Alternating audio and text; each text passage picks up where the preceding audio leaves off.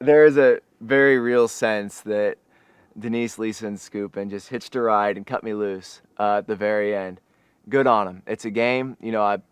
I hope that I'm mature enough to understand that and separate, the personal disappointment and, the bitterness I feel from, actually being able to look at them and, feel like they did a good job and they made the right move last night. So good on them.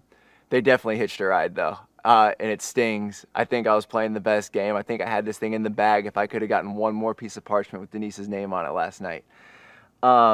It stings, but good on them.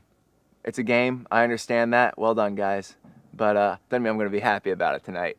If I had to say how I'd want to be remembered, it'd be as a strategist, as a guy who came out here to play the game, not as, long-haired and as gorgeous as I am or anything like that, or with these big blue eyes that can knock you off your seat. I'd want to be remembered as, a guy who played the game hard, who played it well, and took it for what it is, which is a game. Being a huge fan of this game and of having watched so many seasons, multiple times even, there were still things that came out and were surprising to me. The elements, there's no way you can prepare for that.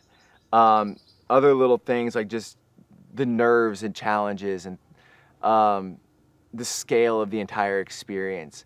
Little things like that, more intangible things you can't prepare for in any way, and you can't really wrap your mind around just sitting at a couch at home.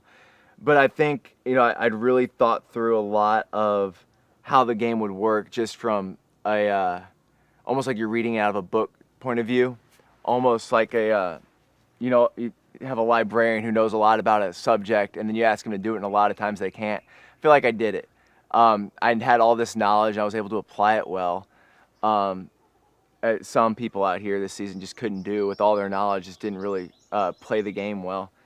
And with all that knowledge going into it, it was an advantage for me because I knew like what to expect. When things were getting hairy, you just kind of take a step back from it all and imagine you're on your couch watching it and what should people be doing.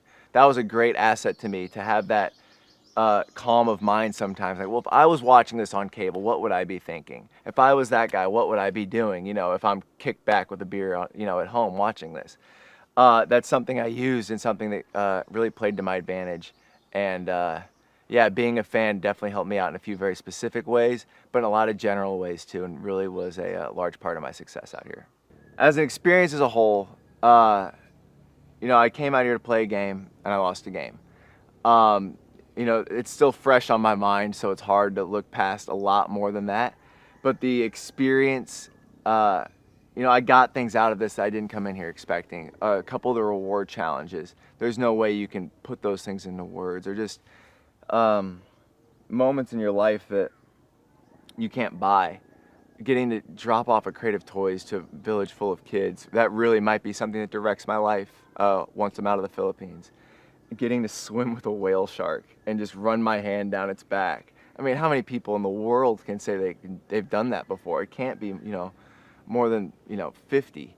Experiences like that outside of the game were things I couldn't anticipate, but they're the things that when people ask me, what was the coolest part about Survivor for you? Those are the ones I'm going to point to down the road to, my future little Freeburgs or, friends and family, and tell them that was the coolest part of Survivor for me. Not the strategy, not the challenges, swimming with that shark, or, this life-changing moment with a group full of kids.